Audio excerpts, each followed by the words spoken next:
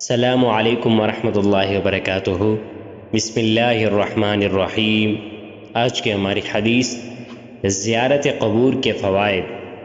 حضرت عبداللہ بن مسعود رضی اللہ تعالی عنہ سے روایت ہے کہ رسول اللہ صلی اللہ علیہ وسلم نے فرمایا، میں نے تمہیں زیارت قبور سے منع کیا تھا، اب تم قبروں کی زیارت کیا کرو کہ وہ دنیا میں بے رغبتی کا سبب ہے اور آخرت کی یاد دلاتی ہے۔